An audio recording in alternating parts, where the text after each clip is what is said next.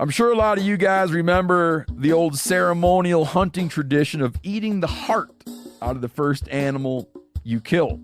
Meat from those organs are among the most nutrient-rich foods on the planet. You can get those same benefits your ancestors craved via convenient daily capsules from Heart and Soil. Find out more at heartandsoil.co. And remember, use code MeatEater for 10% off your purchase. There's nothing like snook hook sets at dawn or catching a tarpon in the moonlight. Find your next fishing trip made easy on fishingbooker.com and experience the magic of the Sunshine State or any other destination on your fishing bucket list. Book a blue water adventure in search of sailfish or go snapper fishing with the kids. With over 6,000 captains and trips to choose from, planning your next one just got a whole lot easier. Download the Fishing Booker app on the Google Play or App Store or visit them online at fishingbooker.com to book your trip today.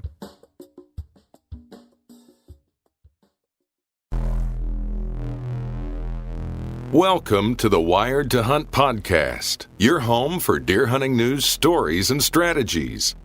And now, your host, Mark Kenyon.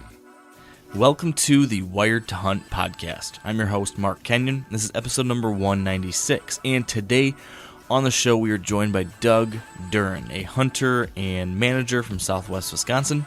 And we're discussing the grim reality of CWD arriving on your property and what to do next.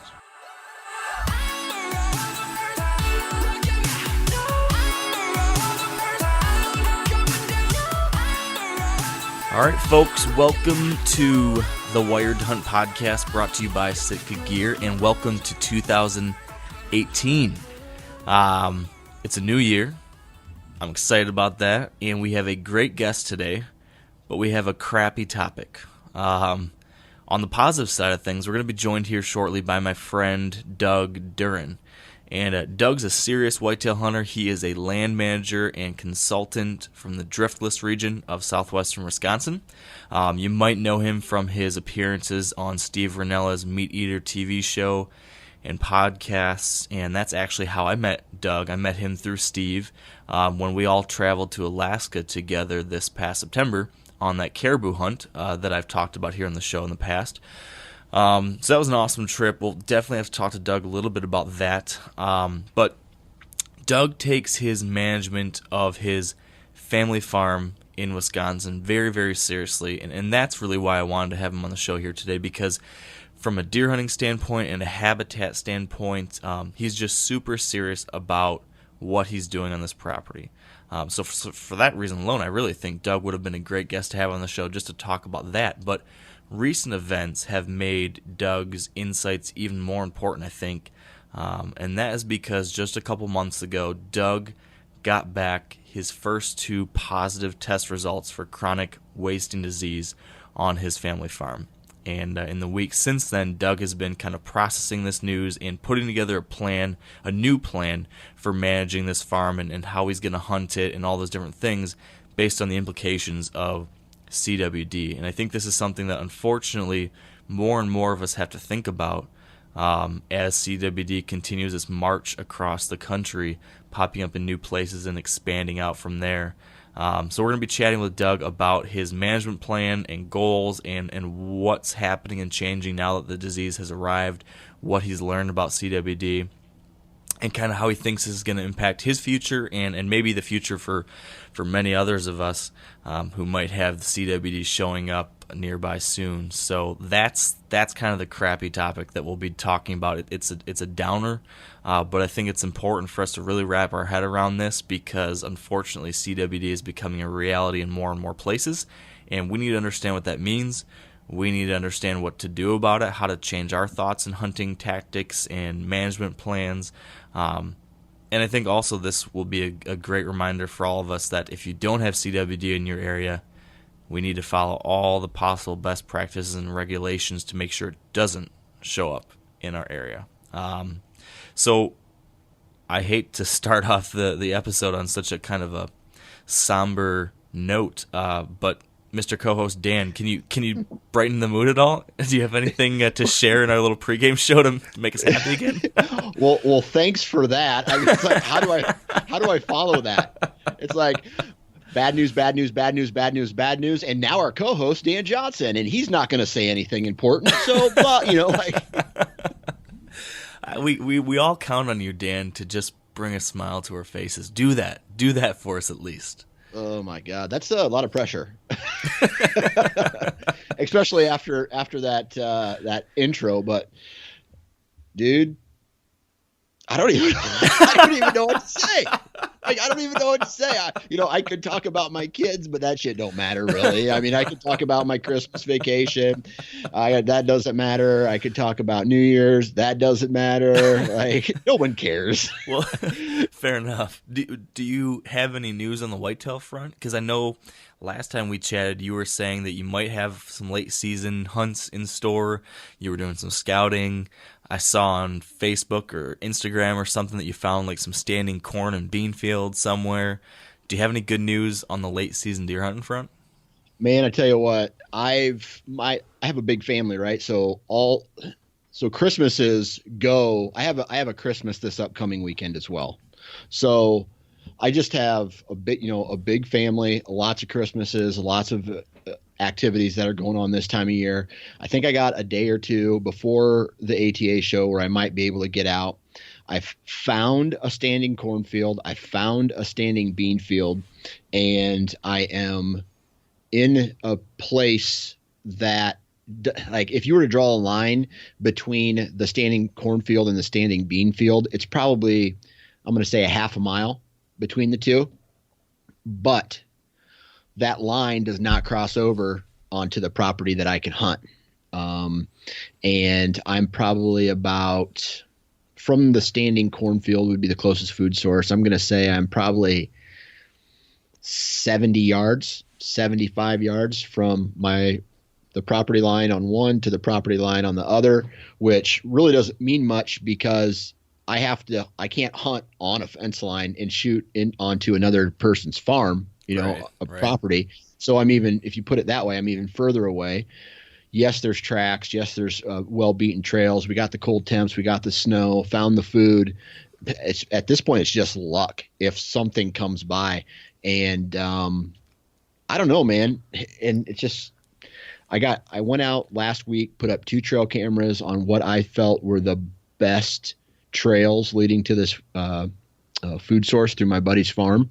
And I'm going to go probably check them. I don't know if I'm going to do it tomorrow or Thursday, but I'm going to go out, check them.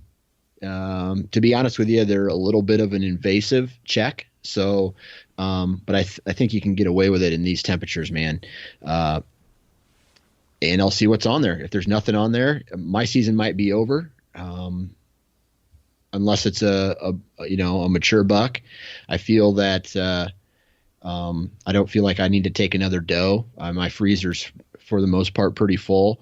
I've already killed a buck this year, so that check box has been kind of done. And I don't know, man. And it's literally the high today was, and I think where I was at was 7 degrees and a wind chill of -20. So I was out in it the day before, and it was so cold. I mean, my eyelids I had to blink more because the fluids on my eyelids were freezing shut, were starting to get frozen. So I don't even know if I have the gear, if I wore all of my clothes to get out there and be warm enough for an hour and a half. You know what I mean? Oh, I don't want to hear it, Dan. Hey, shut up, mister. I hunt from a blind. I don't have a blind. I had to hunt from a tree stand this week too. Oh. I had to sit out in the freezing cold on one of my hunts, but yes, the last 2 nights I did sit in the blind, which was very nice. Did you have a heater with you? Yeah, I did. Yes, you did. See, like, just for me to hunt late season, I'd probably need to invest $500. Yeah, man, this has been frigid. I hear you. And that, the past week I've hunted 4 times. 3 of which were from the box blind. 1 night was from the tree stand. And that 1 night from the tree stand, it was cold, that's for sure. But I did have a couple reasons to get cold even on the nights when I was in the box blind, because the last 2 nights, so New Year's Eve night and New Year's night, I killed deer. Yeah. I killed my first 2 deer of the season, and probably my only 2 deer of the season, on the last day of the year and the first day of the new year. So that was good. But it was like -7 one night when I was out there gutting the deer. So same thing as you said, like frosticles coming out of my nose and eyebrows and everything, and super cold. But you never appreciate the warmth of a deer's innards as much as a night like that. So that was good though. Now, got a couple mature does. You did see a big buck though, right? Like what was this buck that you saw? How big was he? Yes. I think I want to hold off on telling that story too much, because on our next episode, I can touch on this. I want to do a deep dive next time. Like we talked, last time we talked, I had mentioned that on our next episode, I want us to do like a season analysis and walk through everything about the season. So I want to do like a season recap and kind of get people up to speed on how my season ended, where things stand with, the hunt for Holyfield and all those different things. But I don't want to talk about that at all right now, because I think that takes a full episode to talk about. But I will say, towards the end of the season, like I said, I've been trying to shoot does. One night I went out with Furter, and Furter came out with me and wanted to get him a doe. And that night we did see a giant. It was the biggest buck I have ever seen in Michigan while hunting. Yeah, and it was just a total bonus buck, a deer I've never seen before, never gotten trail camera pictures of this deer before. Like I said, I've never seen a deer like this on this property before, so it kind of floored me. I couldn't believe it. We were watching some does and little bucks come across this opening way on the other side of the property. I could see down this power line, and all of a sudden, I had my binos looking at this little 6-pointer, and then I see another deer step into the frame. And it was just like shock. Like I had not seen a deer like this. Never would expect to see a deer like this around there. He was, I don't know. It was quick. I probably could see him, watch him for like 10 seconds or give or take, something like that. Right. But if I had to put money on what I thought that kind of buck was, he could have been pushing like 160 class, man.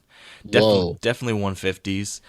He looked like that buck I killed a few years ago that I called Glenn down in Ohio. That's what he looked like. So just not a Michigan deer, like not the kind of deer you see around here. So that was really exciting. I went out the next night in the tree stand over in that area where I saw him. Did not see him that night.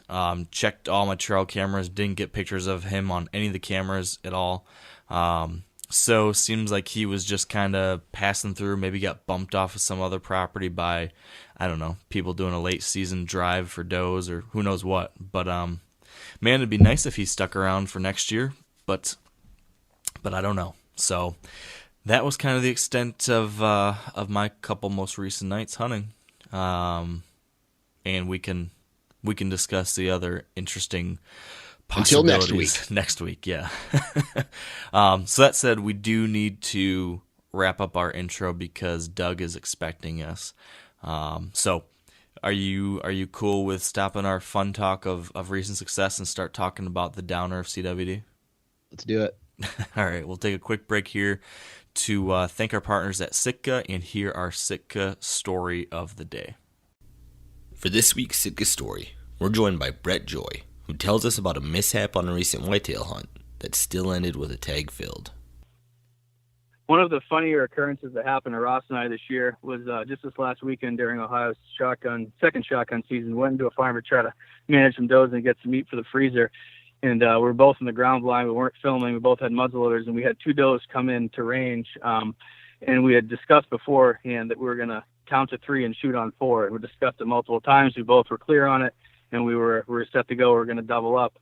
And when it came time to shoot, I was having trouble getting on the doe that I was supposed to shoot just because of the configuration of the windows. I was really strained to get high enough to get that doe in the crosshair. When I finally did, I said, "Ross, do you want her?" And he said, wait. And then shortly thereafter, I said, "Are you on her now?" He said, "Yep, go ahead, or I'm on her." And so that triggered a response in my brain because, for years, Ross and I have been filming together, and that exact exchange happens when we're trying to film a deer, and when I'm shooting and he's filming. So I immediately shot when he said I'm on her, and I was just like, oh no, what did I do? I totally forgot the plan. I messed him up, screwed him out of the doe, and I felt kind of silly for it, but he understood, and we had a good laugh about it, and we were able to recover the doe that I shot, and I gave him some meat to make up for it. So I thought that was a pretty interesting or funny part of our season. On Brett's hunt, he was wearing Sitka's Fanatic bibs and Celsius jacket. If you'd like to create a Sitka story of your own, or to learn more about Sitka's technical hunting apparel, visit sitkagear.com. All right, with us on the show now is my buddy Doug Duren. Welcome to the show, Doug. Hey, Mark. Good to speak with you at least. Haven't got to see you for a while, but yeah. It has been a little while, and last time we were hanging out, it was at the end of what I think for both of us was one of the coolest experiences of our lives. Would that be true for you, Doug? Yes, it was. It was an incredible. That time in Alaska was an incredible experience, and it was cool to share it with you. Yeah, me and Dan were just kind of lamenting a little bit earlier about how the main topic of our episode today is a little bit of a downer, and I know you feel that way too as far as the CWD topic, but the caribou hunt is a no buts about it great thing that we can talk about, and we haven't got to really rehash any of that stuff. So I'm kind of curious, how much of that caribou meat have you eaten? Most of it. It seems like anytime anybody comes by, they're like, "Hey, how's that? What's caribou taste like?" Well, why don't you come by in a couple of days and I'll make some. That people are very curious about it. But yeah, it's and it's like gold. It's some of the I wouldn't even say some of the best. It's certainly right at the top of the best game meat that I've ever eaten. Yeah. That's kind of like the catch-22 of like the situation when you're lucky enough to go on a hunt like that and kill a caribou and bring that meat home. It's great, except for just like you said, the novelty of it is that everybody, whenever you have visitors, they all want to try it. And so, like you said, I've gone through so much of mine because the exact same thing. You feel like, oh, it's a special event. I really should make some caribou.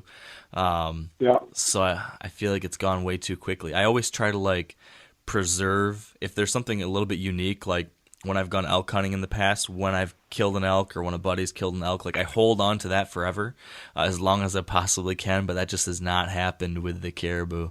So Dan, if you ever go to Alaska, you should keep it a secret from people. Don't tell anyone that you killed a caribou. Hoard that meat for yourself. Amen. Well, my niece wasn't real impressed when they came for Christmas dinner, and I said we were going to have reindeer for dinner. She just kind of looked at me like, and her mother said, "It's not. It's caribou." But I'm like, "Well, same species." Mm-hmm. Anyway. You can kind of throw the Santa story for a loop, but well, she's no. Anyway, that's funny. I have to say, people, of the stories that I've told about that Alaska trip, one of my favorite is the one where they dropped you and I off. You were already landed on the spot where we were going to camp, and there's this little tiny yellow speck down there as we're flying over. And I said, "Hey, what's that plane doing down there?" And the pilot goes, "That's where we're landing." And he's talking to the guy who flew you in as we're circling once, twice. And the third time he goes, "Well, I've got a lot of extra weight in here." And I took no offense at it. I only had my 50 pounds of gear, right? I think he was referring to me. But then when we hit the ground and the caribou that had been coming up that draw scattered, and we're watching them, and the two pilots talk to us. So it's just you and I standing there, right? The two pilots talk to us for a couple of minutes, and the guy goes, "So you guys have got your gear and everything, right? I mean, if you're going to have to stay here tonight, you're all set." And we're both like, yeah, okay, hopefully we'll see you in a little while. And off they flew. And you and I are kind of looking at each other like, well, I hope they come back. So, yeah. How do they figure that we are the two that should be dropped off first? Like, what if the rest of the crew, for some reason, bad weather came in and no one else showed up? Like, we were the worst prepared to be left out there on our own. Yeah, well, I think it had something to do with weight, Mark. Now, That's true. I make no bones about it. I was the biggest guy on the trip, but unfortunately, you were the second biggest guy on the trip, and you're not that big of a guy, but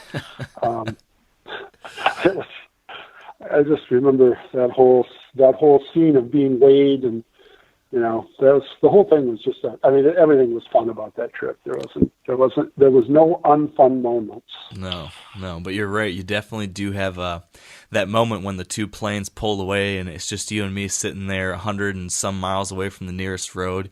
You definitely have one of those moments where you feel rather insignificant in the bigger picture of things, and you realize you're kind of at the mercy of a whole lot of Mother Nature. That's for sure. So. Yeah, man, it was awesome. I was just looking back through pictures, and one of those things that I don't think we'll forget. And I don't know. Do you think you're gonna ever go back to Alaska, Doug? Well, you said something. Was it when we were doing the second podcast with Steve, or maybe it was just in conversation, and you said something to the effect of, as we were flying out, I was thinking, how am I going to get back here? Mm-hmm. And I had that same feeling as I was going back. I mean, there was this we still had a couple of days of the trip to go as we were flying back to where we flew out of. But at the same time, as the miles went behind me, I had that same feeling as, how do I get to do this again? I'm going to sure try. Yeah, man, it's a special place. Yeah. Well, you've got, I'm twice your age, man. So you've got plenty of time to work in another trip. My clock's ticking. Well, I hope you're right, at least about on my front. Hopefully I've got time to pull it off. I've already been talking to my wife about it. Like, we got to get you up there. We need to do it. And she's like, all right, hold your horses. We're having a baby this year. Chill out. We're not taking a newborn to Alaska. But I'm not. I'd be lying if I told you I hadn't been thinking, like, can I take a 6-month-old to Alaska? Can we pull this off? The answer is yes, Mark. Where there's a will, there's a way, Steve right? Did it. Yeah, Ranella did it. He took when Jimmy was just a little shaver. He was well, they went to Prince of Wales Island, but it's possible. Ranella can do it. You can do it. Well, I hope so. I'd like to get him up there soon. That's for sure. It's it's funny though. When we came back from the trip, I think you and me even talked about this a little bit, like on the flights or back in the airport or something. We were talking about how deer are going to seem a little bit different after seeing all these caribou and seeing the landscape we were on. What was that like for you coming back to hunt whitetails again? Because I know for me, I came right back from the Alaska trip, and then I was hunting whitetails in Montana, and I wonder if this had anything to do with why I passed on so many deer. Every buck I saw, I was like, too little, not the deer I'm looking for. And I ended up passing on a bunch of bucks that when I went back and I watched the video afterwards, like, hey, that wasn't a bad deer. I wonder if I was just, having looked at so many great big giant caribou, everything just looked small in comparison. Maybe the Alaskan hunt just ruined me for Montana. I don't know. Did you have anything like that? Well, I didn't really do any hunting again until, other than the little small game hunting, I didn't really do any deer hunting until November. So I had a little time to come down from it, I guess. But I still have dreams of those antlers compared to the size of the animal. And for sure, looking at trail camera pictures and things like that, comparatively, it had a little bit of an effect on how I viewed the bucks that we had on camera, and we had some nice ones, So, I didn't well, as we'll get into, I didn't do any passing of any deer this year. So, but yeah, it definitely had an effect on me as a hunter. I just feel so incredibly fortunate to have had that experience, and it's hard to describe to people. I mean, you and I have both attempted it, I'm sure, of what that experience of seeing that many animals over that much terrain in that short a period of time, yet it was still, I mean, it was a foregone conclusion, wasn't it, Mark, that we were going to shoot a big bull. But it really became a question of which one, what's the experience, and all those things that happened. And I really try to absorb it. So it definitely has had an effect on me. That was the weird thing about that hunt, because like you said, and like we talked about, I think on Steve's podcast at one point, it was a really unique experience in that, barring some kind of disaster, it definitely seemed like we would be able to kill a caribou. It wasn't like there was any shortage of animals out there. So we did just spend an enormous amount of time, Steve kept referring to this as mental masturbation. And we're just looking at these animals and saying, okay, which one do we want to go after? Is this one, or what kind of hunt do we want? Sometimes we weren't going to go for this one because it was just too easy. It was just too close. So we almost tried to find that right one experience. That I wanted to shoot so badly. Yeah. Steve just got up and walked away from that one. He wasn't even going to. I mean, it was a heck of a nice bullet. He's walking up. It's going to be right up here on top. We'll be able to carry it down to camp. And he's like, you don't want that one. Let's go over here. Tried to put you on a death march there across to the other side of the bowl. Yeah. Well, my mama didn't raise any idiots, Mark. I could see that I wasn't gonna be able to keep up with you guys when you took off. And I had talked to them about it and said,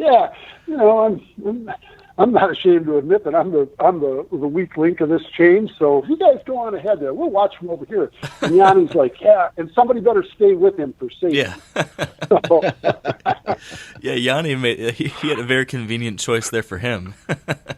Yeah. That did end up being the death march of the trip too. That was coming back up that final hill with a quarter from Steve's bull and then that big moose shed. I was hurting on that one. So yeah, you guys and you especially, because those guys do that. I mean, they take off and they're always doing it. And I mean, I wasn't completely sure of your background or anything when it came to that kind of hiking, but you came back and you looked like a better man for it. Having taken that trip. Yeah, it was a good push, that's for sure. One of these days, Dan, you gotta get up there and make a trip like that happen for you too, buddy. Dude, it's a dream. Yeah. Well, if you ever need any not terribly someone to take me, that's going to be you. I was going to say if you ever need some not terribly helpful but maybe slightly inspirational advice, me and Doug might be able to help you with that. Gotcha. It was good. So you alluded to this, Doug, and we have kind of worked our way up to this in our introduction before you joined us, though. But you had a weird year this year when it came to your whitetail hunting when you got back to Wisconsin, and that's what I really want to spend most of our time talking about here. So before we get to this season, though, Doug, can you help us understand a little bit of your history and the history of your family farm, where your hunting and management has been going on? What's the story of the Doug Duren family farm there in Wisconsin, what you guys have been doing to this point? Well, I think it's important to note that my family's owned this farm for over 100 years, and it's been passed generation to generation, generally with one of the, not generally, my great-grandfather bought it, or my grandfather bought it from my great-grandfather, my dad bought it from my grandfather, and in this generation, it wasn't necessary for the farm to be purchased by one of us. So all of my siblings and I are partners in it. I mean, it's our inheritance, for lack of a better word. And for the last, about 25 years, we've been very interested in deer management on a couple of different levels. First, from the conservation standpoint, we have a high deer population, and my family has been in the lumber business. I'm not in the lumber business, but my great-grandfather, grandfather, and my dad early on was very into forestry and logging and stuff, which we're doing on the farm as well. But part of that was ongoing management for woodlands. And one thing that we learned in the 80s, in the late 80s and early 90s, when we started putting land in the CRP and planting it to trees, if you plant a row of white pines and then plant a row of red oaks and then plant a row of white pines, you're going to end up, and doing that over 15 acres or something, you're going to end up developing some really nice habitat for deer in those white pines, and the red oaks are going to be like little popsicles for them to eat during the wintertime as they walk down and eat them. So, such a great food source, the browse of the red oaks. So there's been sort of these two ways that we were going forward in management. A whole bunch of years ago, about 25 years ago, as I said, my younger brother, who died in a car accident about 22 years ago, was a bow hunter, and he had this great saying: no matter what kind of buck you killed, he'd always say that had been a nice buck next year. And so that kind of became our mantra of wanting to kill bigger deer or bigger bucks, and we're taking on the quality deer management principles, but at the same time, still quality hunting meant didn't always matter that it was a big buck. It was the experience of the hunt that you had, there have been instances of smaller bucks that were shot that it was a great experience for either the hunter, like a new hunter, or a guest, or we had just worked all day to get one deer, and it happened to be a smaller buck. But by and large, what we were trying to do was to adhere to most of the quality deer management principles of, population control, good age structure, and we did it. I mean, after really since 2001, we went from basket racks to 125 to 135 to 145, and the biggest one we've taken is 187 inches. The biggest one this year was a 4-year-old that measured 155. I guess it's important to say that predominantly gun hunters. We're farmers, and farmers don't generally have time to bow hunt. And so, at least in my family, gun hunting is where we were doing most of our hunting. And except for my brother, because we weren't farming anymore by the time he was around. Most of the land was in CRP.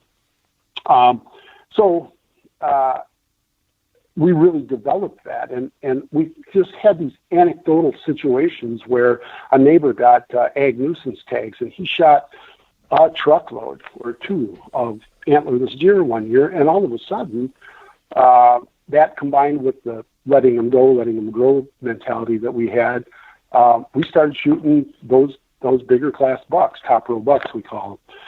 And but at the same time, we're not like completely obsessed with it. We started out with the idea, well, make sure your next buck is bigger than the last one that you shot. Well, then I shot the one with 187 inches, and I'm like, well, we got to kind of rethink that a little bit, because as one guy said, you might as well sell me your deer rifle if that's what you're going to be doing. Yeah. And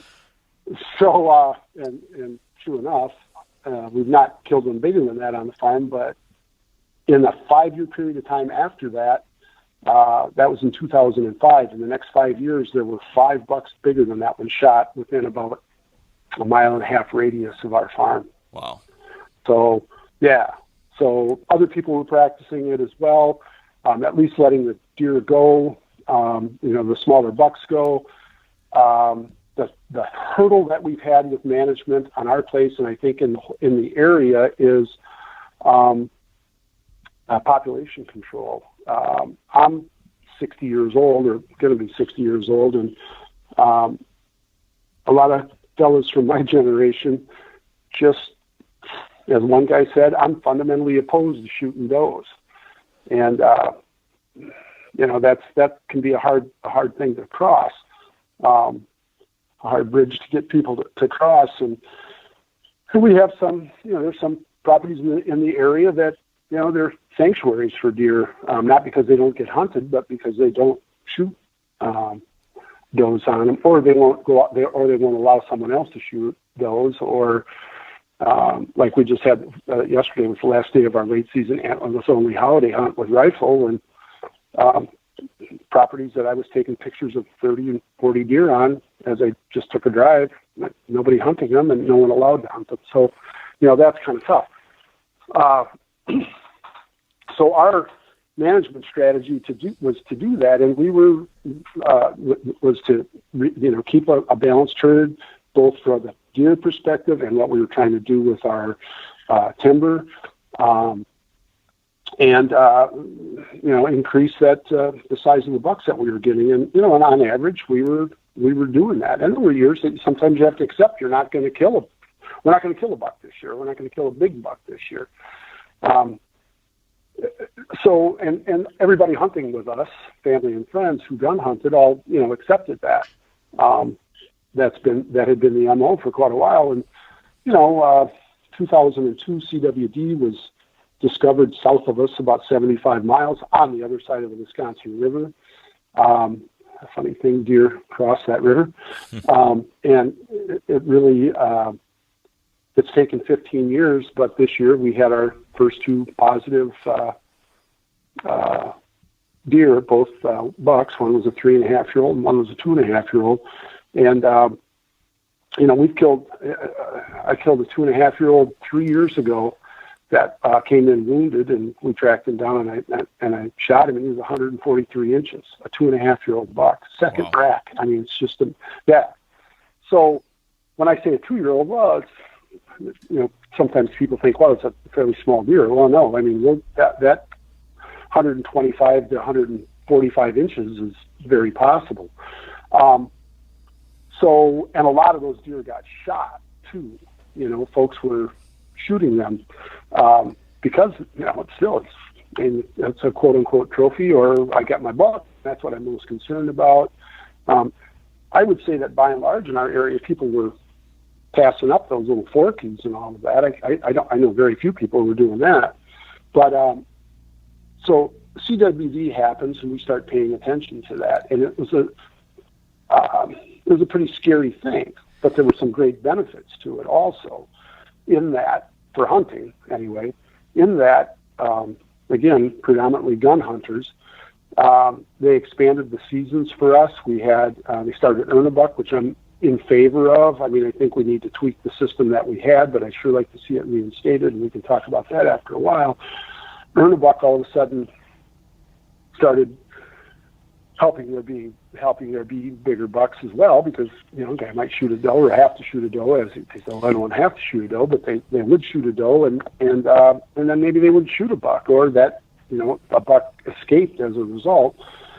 We saw increase in the area in the size of the bucks, the average size of the bucks from that as well.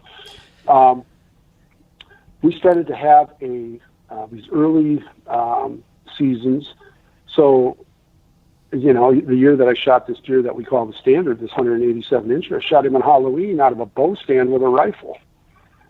I mean, I had a buck tag. I hunted this deer. I had him figured out. I knew where he was going to do, and he walked up out of there, and I shot him at 30 yards with a 30-06. He wasn't going to get away. So that kind of hunting opportunity with a gun increased. And we enjoyed that quite a bit. And we'd make that, all of a sudden that became kind of a new tradition for us. And now, as the antlerless holiday hunt has become that as well, expanded hunting opportunities. A lot of traditionalists didn't like that. Bow hunters didn't like it. A lot of bow hunters didn't like it. I shouldn't say all. And I understand those, parts of the argument, but the whole idea was that we were hopefully going to be reducing herd populations and slow the spread of the disease. Yeah, Doug, and quickly here, sorry to interject, but can you expand on that element of, when CWD was discovered in Wisconsin? Can you elaborate on what were all the proposed changes? So you just mentioned a couple of them, but can you elaborate, like, what all happened at that point? What changed, and how did hunters take that? Because it sounds like from your standpoint there were some benefits to the quality of hunting maybe, but I feel like from a lot of the things I've heard when I was following this from afar, there was quite a bit of controversy around some of these different changes that were enacted post initial discovery of CWD, because there really was kind of a sky falling down mentality right after CWD was discovered there in Wisconsin. It seemed like, is that right? Is that accurate? Yeah, you're exactly right. There was very much the sky is falling. What I would using that analogy now, I'd say, yeah, the sky is still falling, but it's just falling really slowly. Mm-hmm. It's not all coming down at once. But you're absolutely right. The Department of Natural Resources established a CWD eradication zone in the hot area where it was discovered, and that meant what they thought the prescription should be is to eradicate all of the deer in that area and hopefully stop the disease from spreading. Well, Mark, if my farm was in the middle of that eradication zone and they said, we're going to shoot all the deer on your property and we'd have all these different techniques to do that, it would have been a hard sell for me as well. Yeah. So there was some real some real difficult public relations things there. But what they did then do was to establish a CWD management zone, and that's what we were in. In fact, we were on the northernmost edge of it, 70 miles away from the hot zone. So what they did was expanded hunting opportunities for gun hunters in that, because you know that I've made comments. You may remember I've made some comments about bow hunters being folks who don't have enough to do. Hey, now, come on. But I'm trying to become one of those guys. But I mean, let's face it. If you want to knock a deer population back, you do that with rifles or shotguns. You're not going to do it with archery. So that area had a lot of bigger properties, and I know some of those folks, and they were doing quality deer management, and they were way into archery and doing good management with their guns, and all of that. And it's just that'd be a tough darn pill to swallow. But for the rest of us out in the CWD management zone, it did expand these opportunities. Some might say to the, too far. Shooting a deer with a rifle on October 31st, I thought it was great at the time. I mean, I understand the objection to that from the bow hunting perspective, especially when you've got a bunch of gun hunters going into the woods during the beginning of the heat of the rut and all of that. And so there were things that were really mishandled. The message was, the idea was correct. The message needed some tweaking, I guess, would be the best way of putting it. Yeah. And of course, in retrospect, everything makes a lot more sense. But we started looking at deer differently then. The testing, there was a lot of testing down in that area, and then they were starting to expand it out a little bit. We didn't really start testing deer at all until about 8 or 9 years ago, and then they only wanted you to test adult deer and adult bucks especially. And when they say an adult buck, it's the classical meaning of one with antlers. So we started to do that, but it was controversial, Mark, and I think rightly so. There's a lot a lot of unknowns. There still are a lot of unknowns. There's a hell of a lot more knowns now in terms of how the disease spreads, who's spreading it, what we can do to slow or control that. But eradication, that's a pretty tough one, As I mentioned, Brian Richards, CWD expert that Steve had on the podcast, on the Meat Eater podcast, hunted with me on Friday. And I actually, before I hunted with him, I wanted to re-listen to that podcast. And I used his expression in that piece that I wrote about taking the gloves off. And what I meant by taking the gloves off was, I'm not judging anybody about shooting an antlered buck anymore. And we are, in the last 2 years, we've been shooting antlerless deer.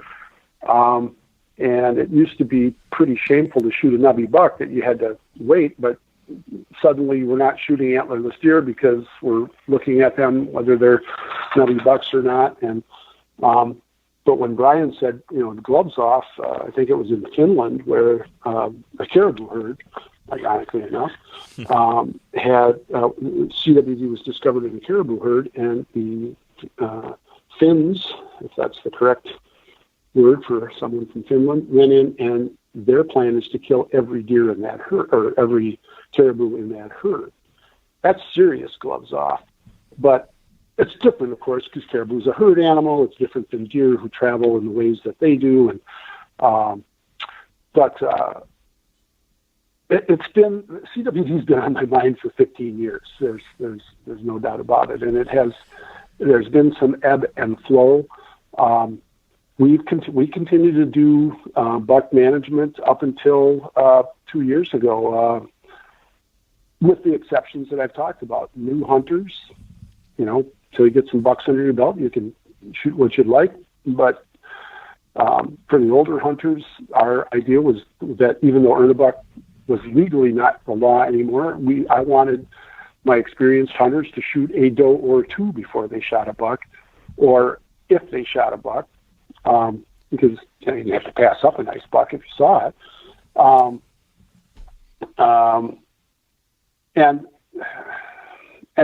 the new hunters weren't just folks like Joe Rogan and Brian Callen who came, or Brittany and Helen who came and hunted with Steve. That exception was for my nephews and the new hunters who were friends also. And so, I guess my point is we didn't have that real rigid, it's got to be a 3.5-year-old, or it's got to have this many points or whatever. We didn't really have that real rigid control. But we kept doing that kind of thing until really this year. So two questions then. First, what the heck was it like hunting with Joe Rogan and Brian Callen? Did you guys actually do any real hunting, or is it just laughing the whole time? Well, I'm telling you what, man, those guys left, my face hurt and my stomach hurt. I bet. Well, as you know, Joe has become quite an accomplished archer, and he practices an incredible amount. And so he got into hunting, hook, line, and sinker, mixed metaphor, but but he got into it, deep, and he had his own rifle. He'd been to the range, all of that. It was after that he got into archery. Callen, what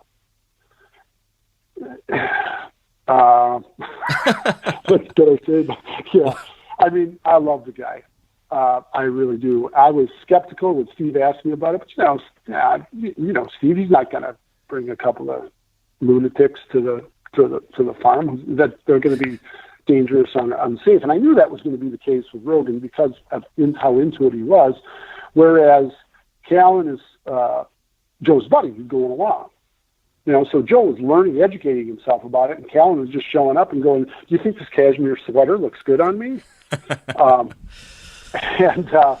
But oddly enough, I took Brian out, and Joe, Steve took Joe. So, and it was one of those really miserable cold opening days. And at one point, I looked over at Brian and I said, "I'm going to tell you something, man.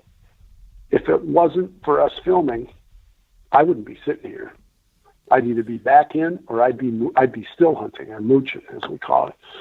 And I'll tell you, the guy was rock solid in the blind as far as listening to me. I was a little concerned. I didn't give him any bullets until we actually saw deer, because he, the rule is you're not going to chamber around until you have a target. And I didn't grow up that way. I got a round in the chamber and he's got the gun on safety. But the producer, the first time we did Meat Eater, that was Dan Doty, and he said, hey, we don't chamber around until we have a target. I'm like, oh, okay. And then with Callan, he said, and you might want to hold on to his clip until it's time for deer to come, or to shoot a deer. And he kind of laughed when he said it. But but when we got into the blind, Callan was sticking his rifle out of this blind all the time. I was like, Brian, you got to quit doing that. You're moving a lot. We're trying to. He goes, hey, I'm an actor. I'm visualizing. Nice. Just dead serious. He says that, and I'm like, oh, okay, but get it down, and then we're going to be done with it. And to the guy's credit, he took 2 shots and he killed 2 deer. That's great. That's awesome. And there was the time, in the house and cutting up the deer and sitting in a fence row with them when they started talking about. They asked me what this black stuff was on some black cherry branches, and it's called black knot, but it's also commonly referred to as shit on a stick. And Joe, those guys just started off on that, and it became a YouTube video, and then it also ended up being a cartoon. So it was crazy, but it was just super fun to do. And I've hung out with Joe and Brian together and separately since. Haven't done any more hunting with them, but seen them, when they're in town or in the region, they give me a call, and gone to Chicago and seen them, and it became a friendship that it's just, we stay in touch, and it was great fun having them. I can't tell you how much fun it was. I bet they seem like a hoot. Speaking of a hoot, Dan, you got anything over there? So now I'm the guy who has to bring it back to the topic after that.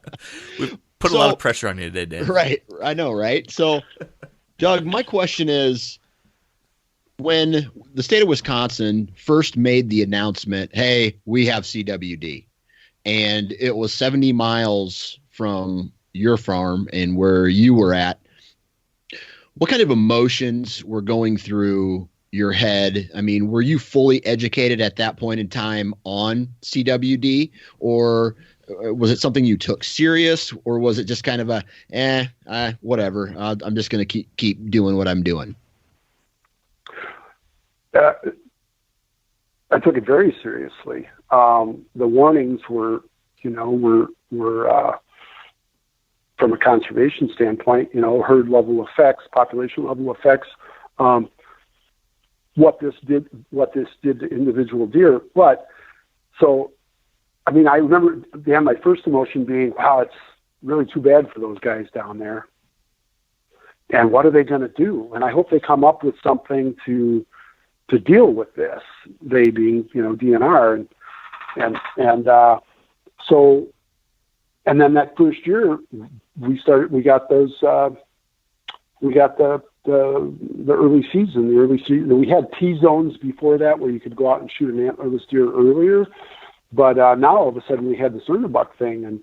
And to a degree, it was like, wow, that's cool. I guess I'll make time to go hunting on that weekend. And when I shot that big one, I kind of credit it, would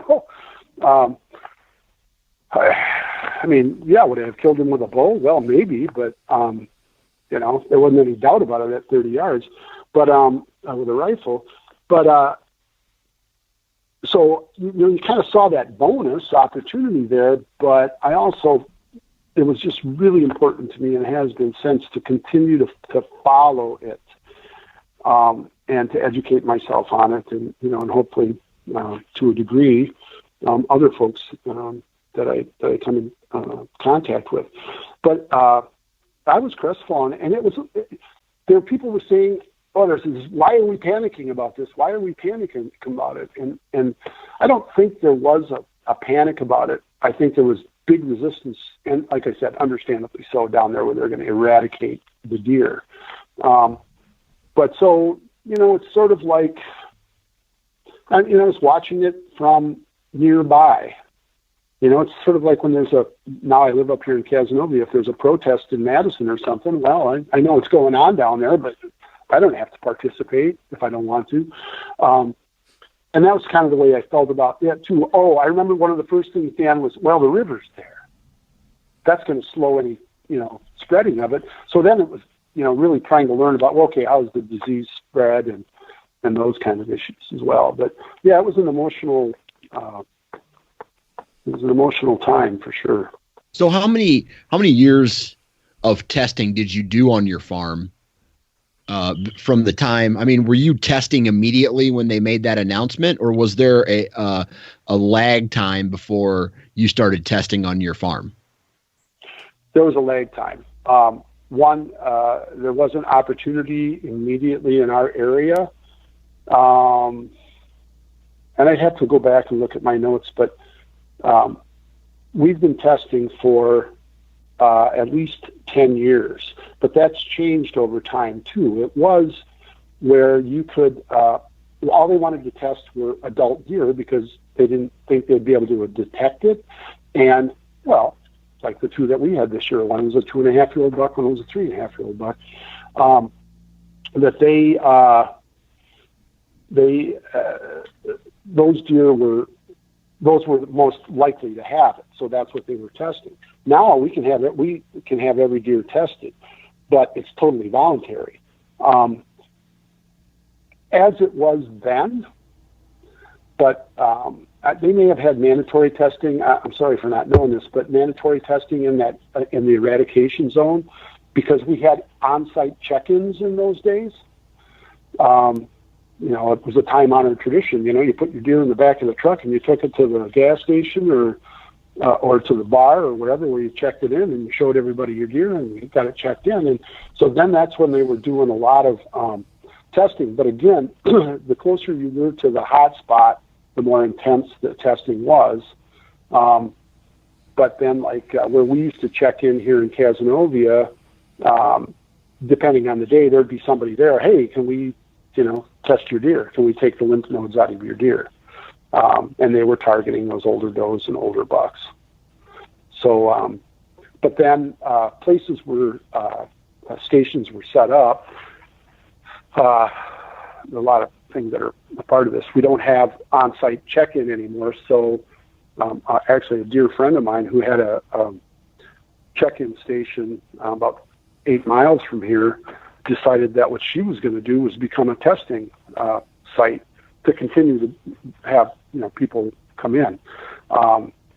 And she was testing, I think she told me 5-6 years ago, she was testing. They were taking the nodes out of 75 or 100 deer. This year it was over 400, and that's voluntary testing. People bringing them in, I want it tested. So it got more intense. The closer it got, and the more you got to be known about it. So now, Doug, that testing has continued. You guys have been doing that at your farm for years now. You finally have the dreaded positive results this year. I guess first tell me how you're feeling about that. How you mentioned, I think before we started recording, that you've kind of come to peace with it. But where's your head at? What are you thinking about all this? How has your perspective on things changed since you've been watching this for a decade or more, slowly coming your way, and now it's here? But before Doug answers that, let's take a quick break here for a word from our partners at Whitetail Properties. This week with Whitetail Properties, we are joined by Steve Purviance, a land specialist out of northern Oklahoma.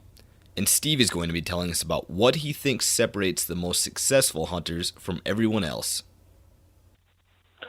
Well, to start with, you've got to be in an area, really a specific area, that even potential to produce the biggest deer. Let's just use that for an example. The guys that are killing the biggest are the big bucks. They're hunting in states that can produce them to begin with, and areas of the state that can grow them. And there's just so many factors. So I guess really the first one would be just the tract of land or the tracts of land that they had to hunt. Secondly, you got to have time. You got to have, once you get into that area that's got a big deer, and a lot of people can start identifying them now. Years ago, you just had to put in the time. Now with all the technology, trail cameras, etc., you can pretty much pinpoint a big buck. And once you find one, you got to have the time to put into hunting. And that's a lot of things that, that's a big thing that a guy can't do these days. It seems everybody's busy. So the more successful hunters are going to have time and energy to put in to hunt that specific big deer. If you'd like to learn more and to see the properties that Steve currently has listed for sale, visit whitetailproperties.com/Purviance. That's PURVIANCE. Yeah, it's interesting. Your listeners could go and look at the CWD website for Department of Natural Resources, and you can kind of look at how it spread over the years because they have year-to-year comparisons and stuff, and how many deer positive per section, which is 620 acres. I've, for the last 2 or 3 years, have kind of kept my eyes open for deer that look sick. 2 years ago, when the last time we shot meat eater here, we found a dead buck by a water hole. And it was interesting because I had a camera on that, a trail camera on that water hole, and that night that we found him, we were up there building blinds, ground blinds out of brush and stuff. And so, I contacted the biologist, and I said, I've got pictures of this deer, and he don't look that good, but he doesn't look bad. And you know how a deer can look on a trail camera picture, too. If you don't catch them at the right angle, if they don't have their head up or whatever, they can look, dumpy or whatever. Mm-hmm. But then to find that deer laying there where you've got pictures of him for the last 2 weeks, too, and he's dead, I took that head in, tested non-positive. They can't say negative because there's still a possibility that it could have CWD. So it tested non-positive. And they didn't test for anything else like, EHD or something like that. I speculated he got hit on the road and was just weakened by it, and eventually it killed him. He was he had decayed quite a bit by then, so we didn't, it wasn't like we could gut him and find out if there was, internal injuries or something like that. He'd been chewed on pretty good already. That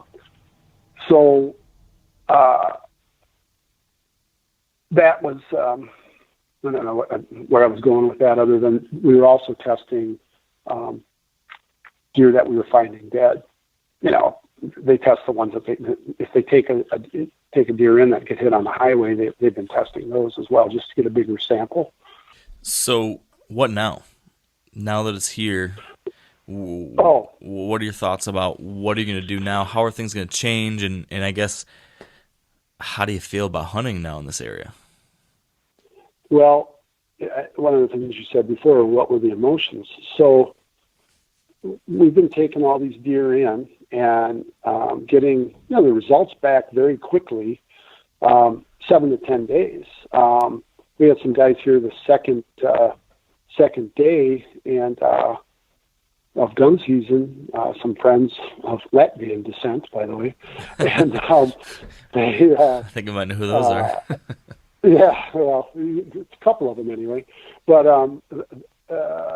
those deer got tested. I shot a buck opening day. We shot 9 deer on the second day, and all those deer got tested. We were getting those results back in 10 days, 7 days, 10 days. I think the one I shot on Saturday, I had the results by the following Saturday. And so felt really good about it. We're getting non-positive. We got to kill a 4.5-year-old buck, and he's non-positive. That's great. I didn't shoot him. One of the Latvians did. But when I shot the buck that tested positive, we were group hunting, which you can do in Wisconsin, my brother and a couple of other guys. And anyway, shot that buck. It was time to gut him out. And I was like, well, put my gloves on and I'm gutting him out. And I got a little blood on my pants. You know how it is. You get, and didn't think much of it because we hadn't had a positive yet. Then I get that positive result. And I'm like, should I be worrying about the blood on my pants? And then I'm thinking, oh my God, you're panicking. Should I worry about the knife that I used? Because they say you can't remove it from surgical, from steel and all of that. And there's protocols to go with all of this. That's actually something I asked, but it was something that I asked Brian Richards, but, which I can talk about in a minute. But one of the other points of our discussion was that ick factor. And I just remember feeling very differently about that deer. It was a beautiful buck. And just feeling like, so now you can't tell. And how do I, it actually happened to be one that a deer that I gave away, that we gave away, I should say, to someone else. And then I let them know, well, this is, it's positive, so they're not eating it. And I'm not going to eat them. I guess that's the other part of it. The Center for Disease Control, and Steve and I talked about this, and maybe you and I spoke about it a little bit. The Center for Disease Control says not to eat it. The World Health Organization says not to eat CWD positive meat. The Wisconsin Health Center says not to eat it. Oh, that's good enough for me. I'm not going to do it. I'm just not going to eat it. Painful to think about that. My buddy who got the other one that tested positive, he'd already ground it all up to hamburger, and or most of it. He had the choice cuts, and then he ground everything up for hamburger. And he's sitting there looking at a pile of meat in his freezer that, they're having a baby in a couple of weeks. He's like, so that part of it is just killing me. I've had people tell me, oh, they don't know. You should just go ahead and eat the meat. That's the hard one. And I think that everybody has to decide what their tolerance for risk is. Yeah. So. Yeah, that would, like you said, it would be painful. I like that is one of my worst fears is ever to come home one day and have my freezer have, the power gone off or something, my freezer shut down and have all that meat, rot. Just the idea of that meat going to waste would literally cause me like physical pain. So this is a similar type of situation. You kill the deer and now you can't eat it. That meat has to go to waste. That has got to be an awful feeling. How does that change? And we talked about this before about the long-term implications, but how does this change hunting for you in the future when you will make a decision to shoot a deer and you have to know in the back of your mind, there's a chance that I won't eat this deer, that I can't eat this deer. Will that impact you at all, Doug, in making the decision to kill a deer in the future? In that, should I even kill a deer if I won't eat it? I don't know if that's something that would make an impact for you or not. Obviously, there's other management implications too, but where's your head at when it comes to all that? You just asking the question kind of makes my stomach turn a little bit. It's like that. Do I even want to? I can understand why there's going to be people who say, "I don't even want to kill a deer." I'm not that guy. I'll tell you this, that south of us in the southeast part of Richland County, last year it was a coin flip as to whether an adult buck had CWD or not, and now it's 50% of the population, according to the recent conversations that I had. Wow. They had 50% of the deer that were tested, those bucks and fawns, 50% of them were testing positive. So if fawns are testing positive, well, you can understand if it's CWD positive doe and her fawn is developing a fawn within her, she's positive. You can understand where that could happen. So it seems like there's some transfer there, but it may also be because of the amount of prions that are around and the activities. And there's a big deer population down there as well.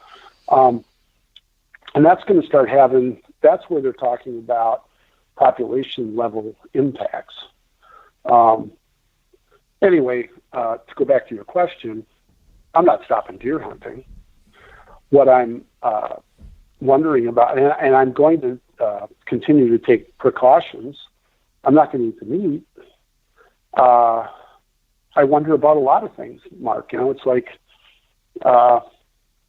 well, there's a processor here in Wisconsin. You may have read the article. He says, we're not making sausage. We're not taking deer in anymore. We're not going to take sausage. That's the level that they've gotten to, because if the deer are, because not everybody tests their deer. You're not required to. It's totally voluntary. Well, then why not take only deer that have been tested? Well, now all of a sudden it's becoming a administrative nightmare, as you can understand. Wow. Yeah. So, and a lot of guys, we do both processing ourselves and have some processed. It kind of depends on who it is and when it is and how many deer we got hanging. And so we have a processor. It's a USDA inspected facility that they butcher all kinds of other meat as well.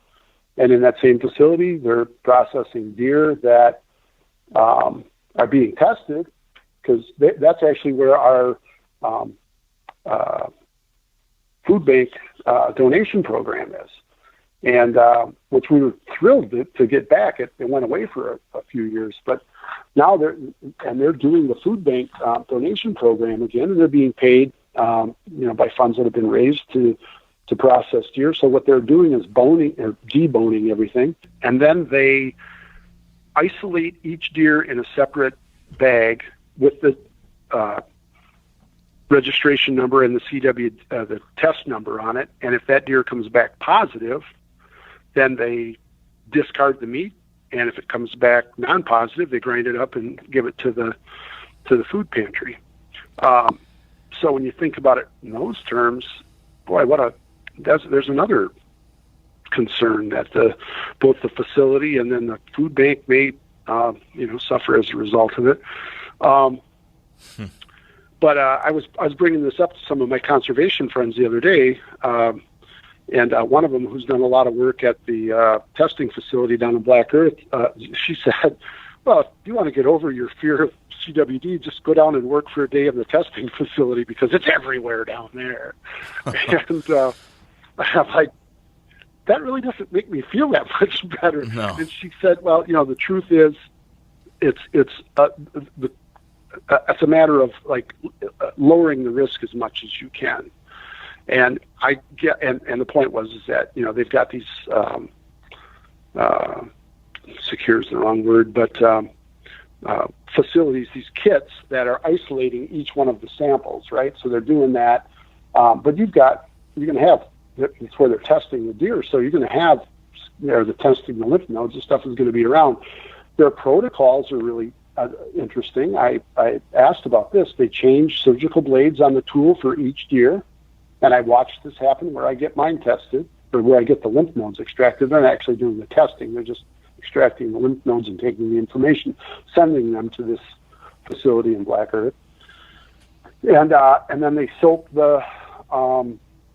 they discard that blade, and then they soak the handle in it's a surgical, it's a scalpel, and they soak handles in some solution that apparently does as much as they can in terms of removing it, and they're using a clean one for each one, so there isn't cross contamination.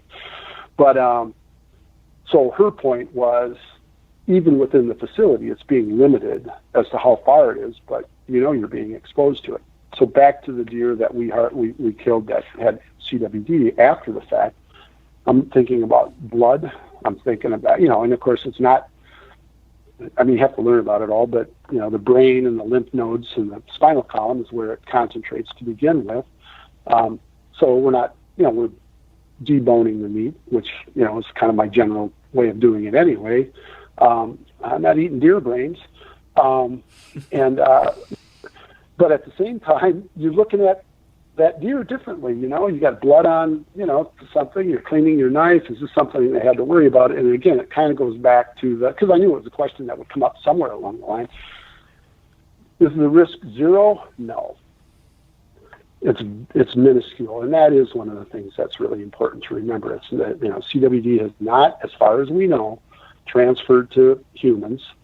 There are similar spongiform encephalopathies that humans get, like Creutzfeldt-Jacobs disease, and mad cow is another one, Kuru being the third, and those are all in the same family.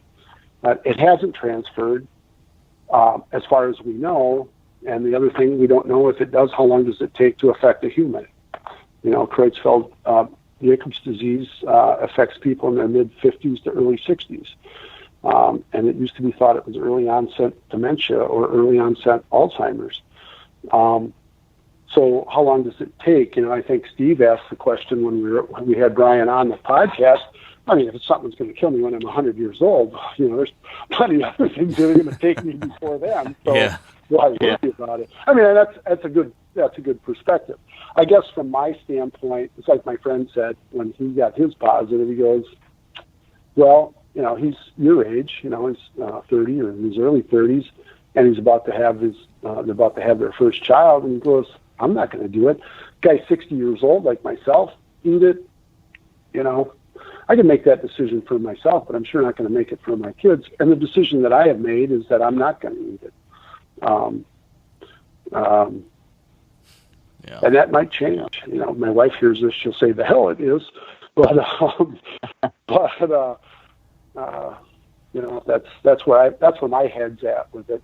So when I said I made peace with it, one of the best things that I did was to have these folks. This is an annual hunt, always one day in the holiday hunt with some friends that are in the conservation world, and Brian Richards joined us this time. So I got to ask a bunch more questions and follow up on some things. And having gotten that positive, it was more at the front of my mind, and I felt better about it after the fact.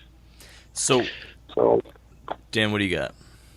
So, okay, I don't know why, but I have this comparison.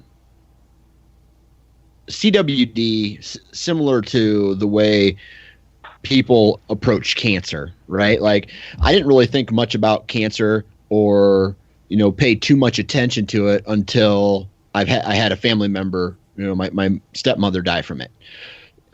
So, kind of similar to that way of thinking, what would you say to maybe someone who is either in your area that has not had a positive test yet, or maybe the hunters from other states who don't have positives in their area, their hunting land yet? Why is it important to be concerned about CWD and kind of how this spread is, growing throughout the United States? Well, one, there's the possible human impact first. That's the reason, and that's kind of what we've been concentrating on, right? But I know what you mean about that feeling about cancer, for instance. And to go back to what I was just talking about with my own head, that's actually the analogy that I thought of too, as well. Smoking cigarettes isn't necessarily going to give me cancer, but it is going to increase chances. So I'm going to change my behavior to decrease those chances, right? So that's kind of the same attitude that I'm taking about CWD in my own world. So why is it important?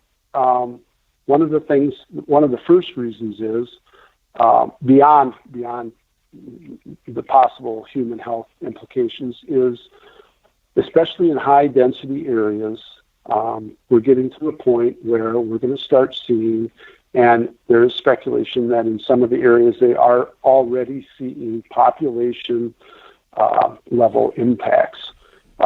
Down in the south of the Wisconsin River, in the zone down there, there's been a lot of, we're not seeing deer. Whether kill isn't up, but they're seeing fewer deer. And, the question is it having population impact levels? Because CWD from its incubation period is 24 months. It's my understanding of it. And again, just had this conversation with some experts about it. 24 months. The last 6 to 8 weeks are when it's clinical, when you're going to see it. And at the end of that 6 to 8 weeks, the deer is dead. So 2 years. If we have does and doe, say a doe fawn has CWD, which is happening south of us, that doe is going to die before she has a fawn. If you think about it in terms of how quickly, she's a fawn, she's sure not going to breed. She might breed this fall, but she's going to likely go through the following year. And then when she's hitting 2 years old and supposed to be dropping her first fawn, that's when she's probably going to die from it. So then the next thing is, well, what about that 1.5-year old doe who's going to die from it in 2 years? Well, I know we all have this. Every hunter out there has this who spends any time observing whitetail deer. You get that old doe out there, and she's the matriarch of the little herd and the little group, that family group. So I don't know. We killed a deer a couple of years ago. It was 5.5 years old, and certainly see him that age. But a 1.5-year old, she's not going to get to be 5.5. She's going to have the disease. She's going to die at 3.5. All of a sudden, those animals aren't dropping that one fawn or those two fawns anymore. So you can see where it's going to have a population level impact. Not that it's killing deer, but it's killing deer that are having fawns. Right. So that's a big concern about it. And one that I've really just started learning about in the last few months. I mean, when they say population level impact, I'm like, well, but so it's killing some deer. I mean, and so they're going to still keep reproducing. Yeah, but if the deer who are doing the reproducing aren't there, how are they going to reproduce? So that I find to be particularly concerning. In our area, the other reason for, well, I guess it's not germane to CWD, but there's just conservation. We have some population issues, and we just need to reduce the herd just from a overall health standpoint. But I can tell you one thing that I've learned about CWD, and this is science. If you don't have it, you don't want it. And it's so anything you can do to either stop it, because that ultimate game of deer hunting, of the population collapse that I'm talking about, that you either stop it, which of course is some kind of cure. The other one is to slow its spread. And how do you slow its spread? Well, it sounds a little strange, but what you do is reduce the population so the population doesn't collapse. I guess that's that Vietnam analogy, is we burn the village to save the village. But you do that, and then you're looking at a demographic as well, and that's an interesting, dynamic, and that's why I took off the nice buck next year restrictions, the sombrero. Wearing the sombrero, if you follow that, we have this hat that you have to wear if you make a mistake on, or when you had to wear if you made a mistake on killing too small of a deer, and where shooting a nub and that kind of stuff. That's where we were 4 or 5 years ago, and not now. So the demographic is who are the most widely traveled demographic in a deer herd? Young bucks, right? So that's the hard part when it comes to wanting to kill big antlered deer, which I love to do. All right, before we move on, we are going to take our final break of the day to hear from our partners at Matthews Archery. But today, rather than hearing about their new bow, the Triax, which just came out this fall, we're actually going to talk about arrows. And again, as we have over the past few weeks, we've got Mark Hayes, a design engineer for Matthews, with us to talk about that. And after asking him to help us, I want him to help us understand what things we should be thinking about when choosing our arrow, arrow weight, different things along those lines. He gave me so much value, I guess, when it comes to what he provided. I realized it'd be a shame if we had to cut what he told me down to like 1.5 minutes or 2 minutes. So think about this less as one of our ad spots and actually as more of a segment, because what I did here is I decided to keep the entire answer to my question. It's about a 7-minute long segment. So if you don't care at all about archery or choosing the right arrow for your bow, feel free to just fast forward from this point about 7 minutes forward, and then we'll get right back to the interview with Doug. But if you are an archery guy and a bow hunting guy and you just want to get a little more insight into how to make the right decisions about choosing those arrows and matching them up properly to your bow and to your pursuit of choice, I think you'll find this really valuable. So I'm going to stop yapping. We'll throw it over to Mark Hayes here. Give that a listen if you're interested, and then we will be back shortly with Doug discussing his future plans for management and dealing with the CWD issue. Sure. So let's start with stealth. It was fun for us because we were so focused on stealth. Everyone was building their hunting arrows this year extremely heavy and extremely purpose-built, really silent vanes and all this stuff, because once you have a bow that's incredibly silent, you want your arrow to be just as silent. So a heavy arrow is going to be quiet. The reason for that is actually twofold. The bow itself is going to be more efficient shooting a heavier arrow, and therefore it's going to have less sound and vibration, which we were talking about earlier. So the heavy arrow itself is great, but there's some myths associated with it. People think that a heavy arrow is more kinetic energy. Now, if we're talking just out of the bow, it's really not much more kinetic energy. And the only gain in kinetic energy from a heavy arrow over a light is the increase in efficiency, which is only a percentage point or so, depending on how big of a gap you're thinking. But a common question I get a lot is, hey, should I shoot 125 grain broadheads, or should I put tip weight to get more kinetic energy? And if you're doing it for kinetic energy, the answer is almost always no. You should be setting out for a certain arrow weight that you're comfortable with to get the speed that you want. If you're talking about kinetic energy, though, you shouldn't be talking about more kinetic energy out of the bow. What you should be talking about is downrange. So we've done a lot of arrow testing in the past, but what your goal, I guess, and my goal when I build an arrow is, one, have an arrow that I think is heavy enough to impact the target correctly and get good penetration. And also, I don't want to sacrifice a lot of speed. I got 28-inch draw. I want to keep as much speed as possible. But with that end, a heavy arrow is going to keep more kinetic energy downrange, and that's where the difference is going to be, not out of the bow. And I think that's the big myth that everyone is has a hard time understanding, is that out of the bow it's only, I don't know, I've done a couple tests, but let's take 40 grains for example. It's only 0.4 foot-pounds of energy more out of the bow. But downrange, let's say 50 yards, I'm looking at a chart right here, it's 1.5. And it's going to keep increasing as it goes down further. Now, that's still not a lot of difference. And that's kind of where I'm talking about those myths, that if I just add 30 more grains up front, I'm going to have more kinetic energy downrange. Yes, but not a lot more is the true answer to that. But I will say one thing. Front of center is huge for accuracy. So regardless of the kinetic energy, regardless of the momentum debate, front of center is huge for accuracy. So yes, I'm going to tell that guy that asked me, should I put 30 more grains up front? Absolutely, because your arrow is going to be inherently more accurate because of that, but not necessarily because of that kinetic energy. Can you briefly explain front of center and why that's important? Yeah, so it's the measurement of the balance point of the arrow, which is, the mass of the arrow, wherever it balances, is going to be the center of mass. And the goal is to get that as far away from your steering as possible, which your steering is your fletching.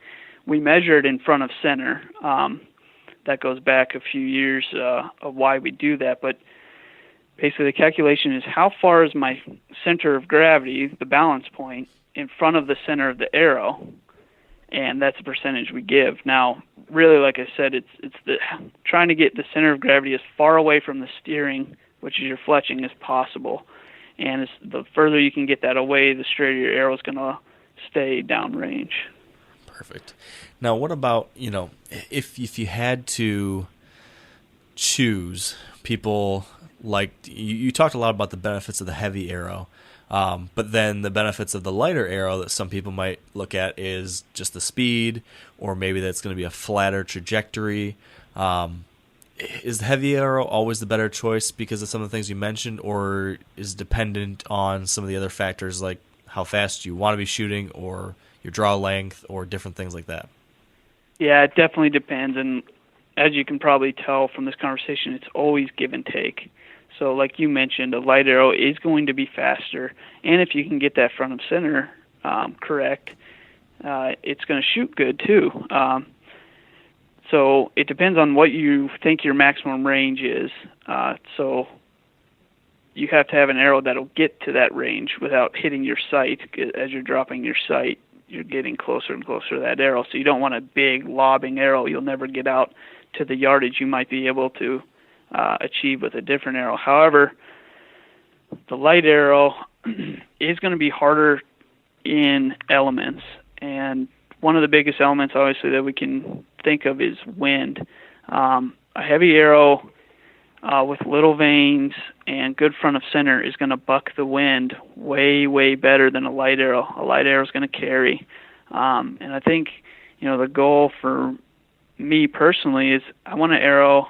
Well, actually, an arrow is specific to what you want to do, but let's talk out west or when you're shooting long distances in the elements like wind.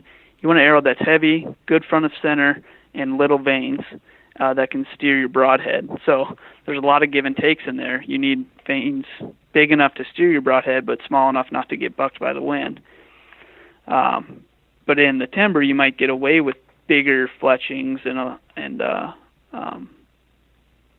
with a different kind of broadhead as well, because you're not dealing with that wind. But so, I look at my wife too. I'm not going to give her a heavy arrow, even though I know the benefits of it for me, because she needs an arrow that's going to shoot at least 260 feet per second or 240, just so she doesn't have to gap as fine. The difference in her sight compared to mine, her 20 to 30 is huge. She even has a 25 because of how big it is. So if you had to be so fine in aiming because your arrow's heavy and slow, that's going to be difficult for her. So I would rather have her a light arrow that her pins can be more normal gaps, so then her margin of error is way smaller.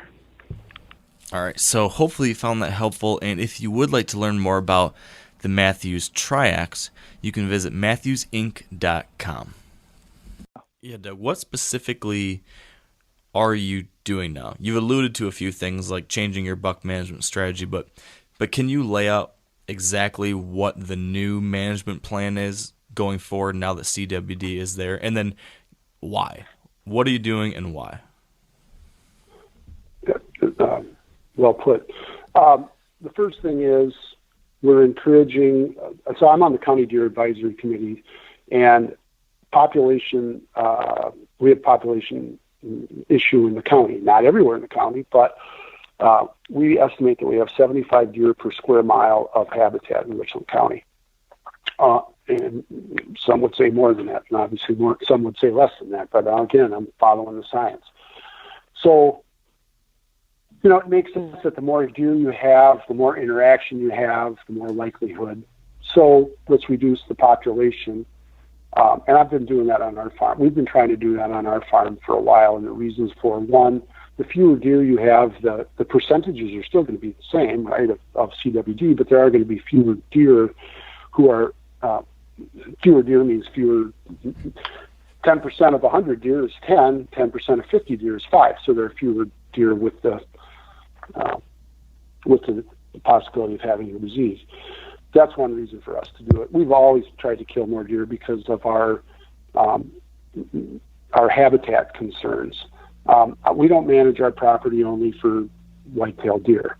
We manage it for forest regeneration, multiple species, and we've seen detrimental effects from too many deer, as a result. So that's reducing the population. Being on the County Deer Advisory Committee, we gave 4 antlerless tags with every buck tag. Our guy's out filling 4 antlerless tags. Well, this guy filled 3. And if you get a buck tag for bow, you've got 4 also. And I get a conservation patron's license, so I actually had 8 doe or antlerless tags if I wanted to use them. And I wanted to, and we didn't get as many as we wanted to.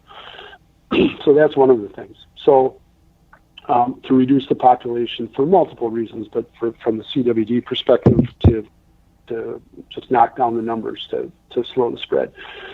So the other one, which is a little more difficult, is to take off those restrictions on shooting whatever buck you want to. I thought to myself, opening day of rifle season, when I saw a buck, I couldn't get a shot at him. The next one came in, and he's a 2.5-year-old, and I thought to myself, if you are really going to do this, you need to shoot that deer.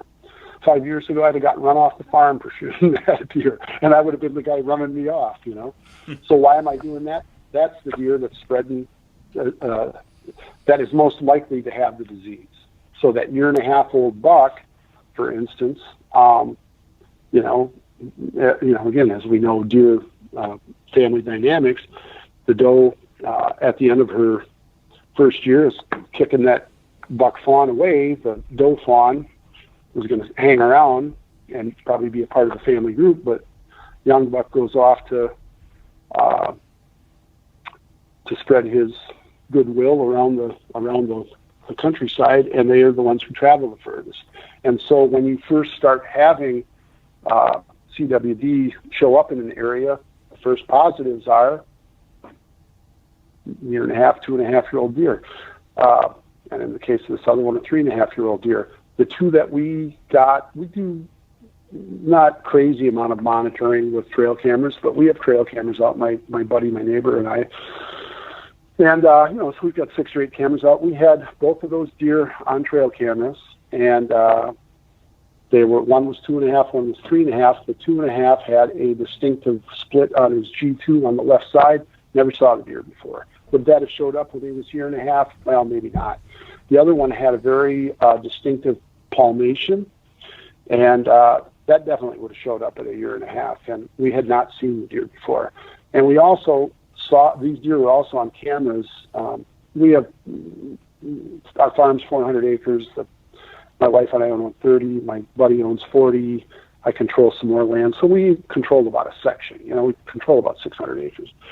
And both of these deer came from the northeast part of the farm, where we had them on camera, and where the highest concentration of deer are, just off of the farm.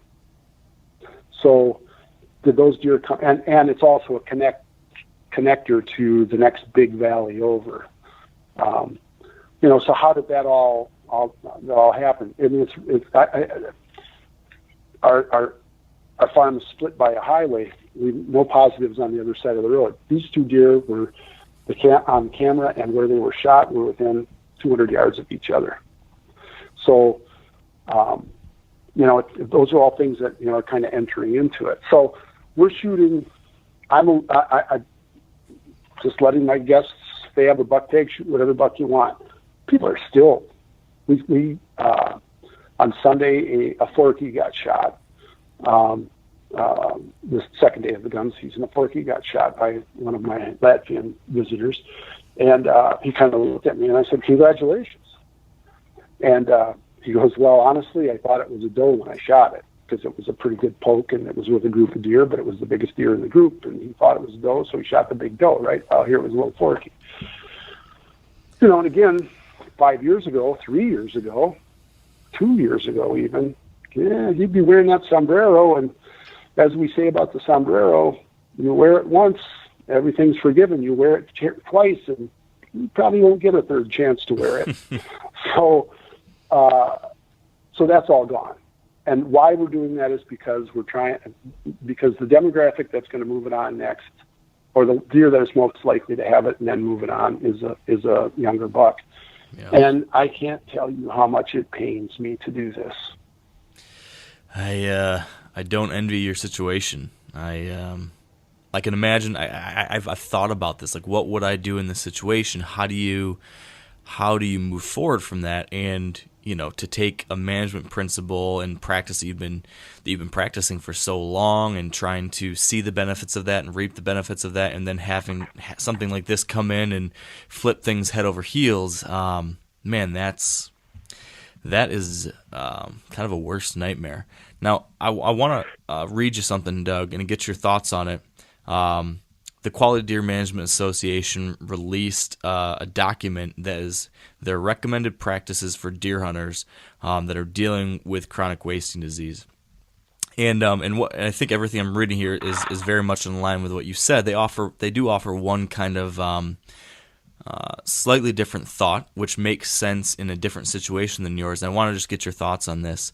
So in here, the question asked is, should we shoot most bucks at 1.5 years of age to keep them from maturing? And the answer they provide, they go on to say that when CWD is first discovered in a new area, initial goals include identifying prevalence and distribution of the disease and preventing it from spreading. In this early stage of an outbreak, protecting any adult deer can be counterproductive to long-term success. Once CWD is established in the deer herd, older bucks are 2 to 4 times more likely to have the disease than younger bucks. Therefore, on paper, the best way to combat CWD where it is established is to keep density low and the age structure young. That means not allowing bucks or does to mature at all. However, in reality, hunters are needed to regulate deer populations, and many hunters stay engaged for the opportunity to pursue mature bucks. It's QDMA's opinion that as long as hunters continue hunting, shooting antlerless deer, and helping keep deer herds in check, then it's more beneficial to have some mature bucks in the population than to shoot all bucks at a young age. If mature bucks are scarce, some hunters will become less engaged and shoot fewer antlerless deer. Therefore, QDMA's recommendation in areas where CWD is established in the population is for hunters to harvest antlerless deer to help reduce deer density, continue protecting yearling bucks if you desire, but apply increased harvest pressure to all bucks 3.5 years of age or older. So it sounds like the big thing here is, yes, it makes the most sense from a reducing the spread of CWD standpoint to kill bucks, to reduce density and to kill bucks, to keep bucks from reaching maturity. That makes the most sense. But an even worse case scenario would be if hunters become less engaged and just stop shooting deer and stop shooting doe. So they're saying if we need to keep a few mature bucks to keep this from happening, that's a lesser of two evils than if hunters become less engaged. In your case, you're already on board with the fact that this needs to happen, so you guys are taking an aggressive approach.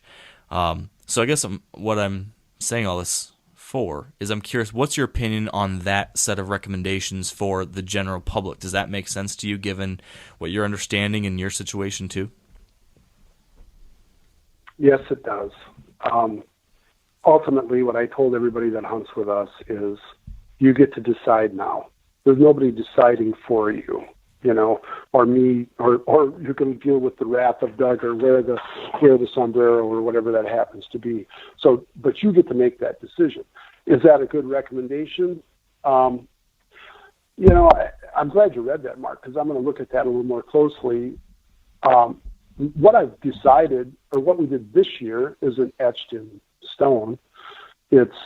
This is the action, just like last year it wasn't. I was like, last year, just shoot every antlerless deer you see. If it's a nubby buck, that's okay. And to prove it, I shot a nubby buck right away. My brother just looked at me.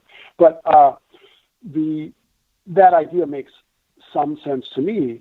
Also, that kind of follows that attitude of the ick factor, though, too. When you go, man, half the deer got this disease.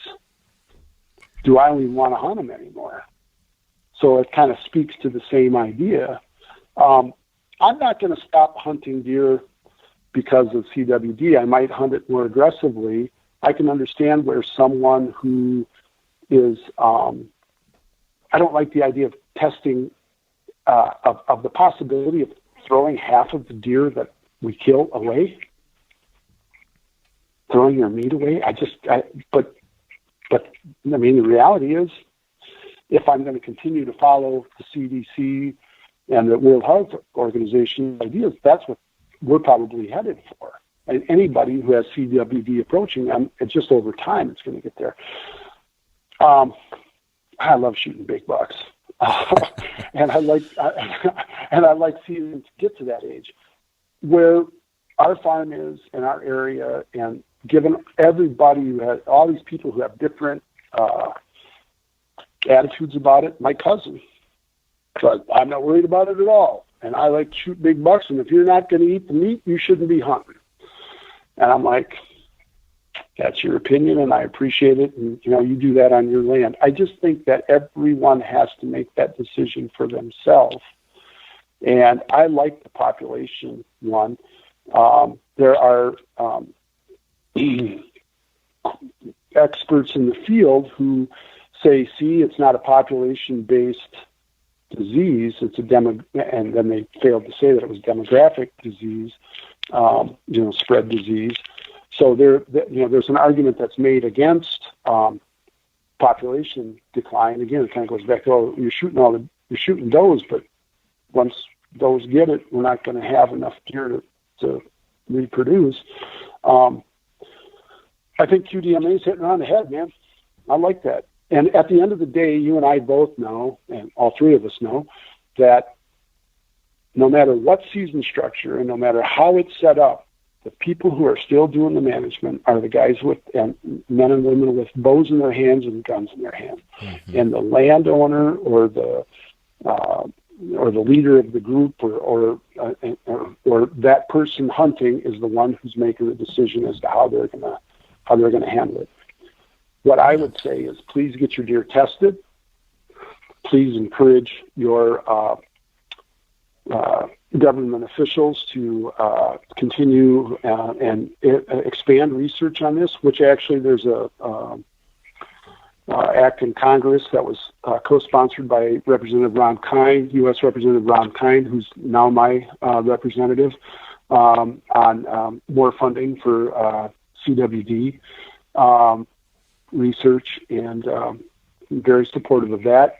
But I think it's a mistake to think that, and then make your own decision about eating meat. But I think it's a mistake to say, well, we can't do anything about it. And there are people who are saying this, not anybody who's listening to your show, but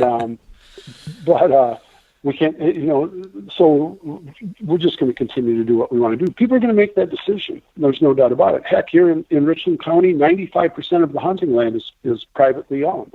Well, who's making the management decisions?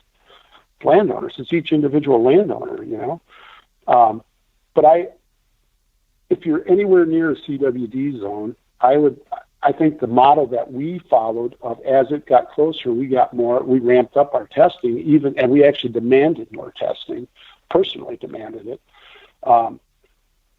The data is really important for the scientists to have.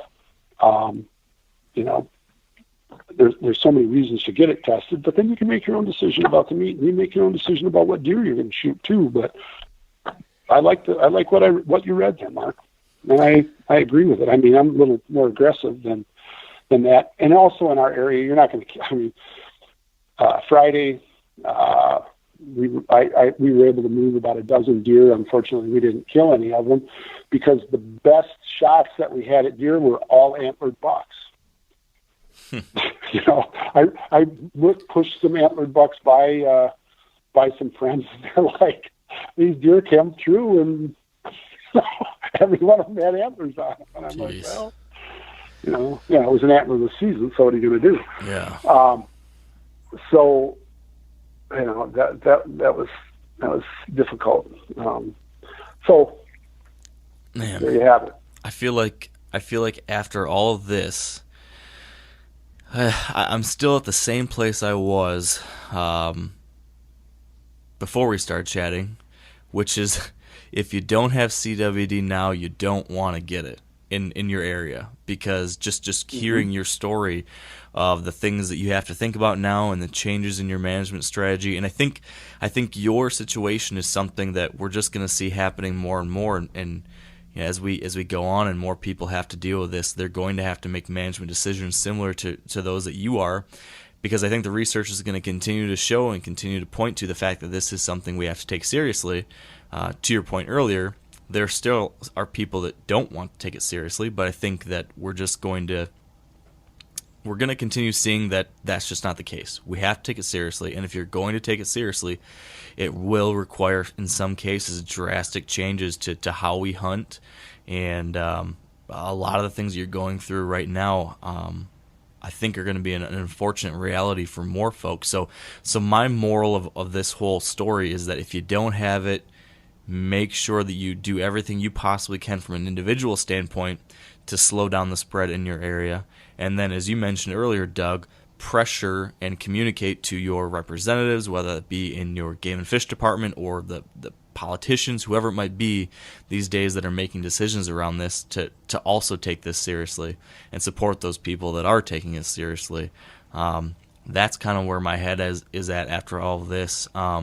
Dan, do you have any final questions for Doug or thoughts on this whole thing? You've been quiet over there. I feel like you're just stewing and worrying because I know you have concerns about this too. It's just something that we all need to be aware of, man, and stay up to date. You know, I've mentioned this in one of my own podcasts that it's something that we have to pay attention. You know, deer hunting these days is threatened from all different angles, whether it's disease or laws or you know, whatever. And we have to educate ourselves as hunters. And, you know, it's not just about big bucks anymore. It goes far beyond that. Yeah. Well, Doug, do you have any final thoughts on that? I was going to say there was one more thing. There's a group out there called the CWD Alliance, and you can Google them and find them, and it's everyone from Whitetails Unlimited to Rocky Mountain Elk Foundation are involved with it, and they're trying to put information out. I posted on my Instagram a photo of it a while ago of their page. That's a good source. But I'd also say if you want to follow what's going on in Wisconsin, even though we need more political strength, I guess, to do more about it, the CWD, the DNR CWD website is a real interesting source of information. So those are two places that I would suggest that you go. Great. Well, Doug, I appreciate you sharing this with us. It's one thing to have people tell you about hypothetical risks or concerns about CWD. It's another to hear the story of someone who's actually dealing with it right now and how it's impacting their actual hunting experiences. So I just appreciate you sharing that and letting us know what's going on in your head, what you're trying to do, where things are headed. I found it helpful, and I know it's a bummer, of course, for your actual deer hunting, but as I mentioned earlier, I do think that you are achieving something positive here by at least sharing your experience with others. I think that will help other people. So thank you, Doug. Yeah, well, you're welcome. You know, one last thing that I would say about that is yesterday was the last day of our season, and I was out at the farm. I was taking care of the cattle, and I was doing, you know, some farm activities, and I look up, and there's a doe and two fawns working across this bowl behind the barn, and I'm like, well, there we go. And I caught myself just watching them with the eye of appreciation, and then thought, oh, but you want to reduce the herd, you need to go and get your rifle and shoot that doe or one of those fawns. And by the time I got the rifle, went into the farmhouse, got the rifle, and then got up to where I could have got a shot at them, they were not in a position or situation where I could have shot at them, and I didn't want to start chasing them at that point because it was really late in the day. But so I stopped there and sort of appreciated the beauty of those animals and that sun going down behind them and the whole situation. And I think it was at that moment, Mark, that I settled that I made peace with the whole thing. You know, that they're still the coolest animal out there. and I love them and I love it. And it's unfortunate this is going on, but when you can, you know, I got to that point anyway. Yeah. I think that's a great way to end this conversation because you're right. There's challenges, but there's still a lot to be appreciated and enjoyed. And I guess that's kind of the beauty of deer hunting. There's a lot of great things. There's some challenging things. We have our ups and downs, but they keep us going year after year, getting excited about them, and that's a good thing. Here's to another year of deer hunting. Yes, sir. And that will do it for episode number 196 of the Wired Hunt Podcast. And we'll wrap things up here pretty quickly. Just want to give a big thank you to our partners who help make this show a reality. So big thank you to Sitka Gear, Yeti Coolers, Matthews Archery, Maven Optics, the Whitetail Institute of North America, Trophy Ridge, and Huntera Maps. And most importantly, thank you for listening. Appreciate your time. Appreciate you tuning in all of 2017, and hopefully we can do things even better here in 2018. Lots of exciting news on the horizon. Can't wait to share with you some new things we got going on. And until next time, if you are still hunting, I hope you're having some fun out there. Hope you have some good luck. And until next time, stay wired to hunt.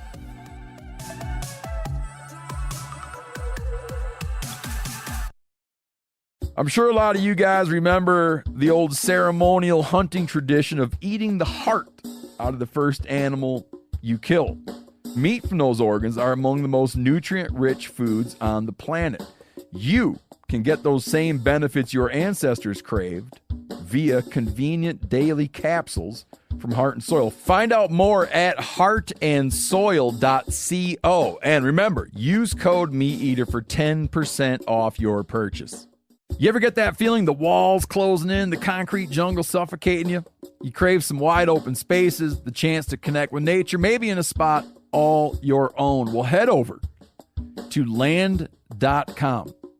They've got ranches, forests, mountains, streams, you name it. Search by acreage. You can search by location. You can search by the kind of hunting and fishing you're dreaming of. Land.com. It is where the adventure begins.